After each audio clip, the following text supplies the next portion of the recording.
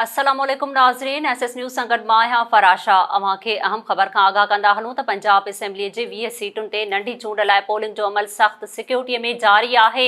पंजाब में ज़मनी चूंड लाइ पोलिंग शाम 5 वॻे ताईं बिना कंहिं वक़फ़े जे जारी रहंदी।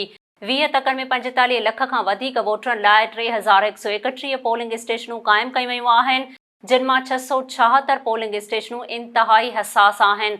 सूबाई असेंबली जी 20 तकनि ते 175 उम्मीदवार मैदान में आहिनि, पर असल मुक़ाबलो नून लीग ऐं पीटीआई विच में आहे।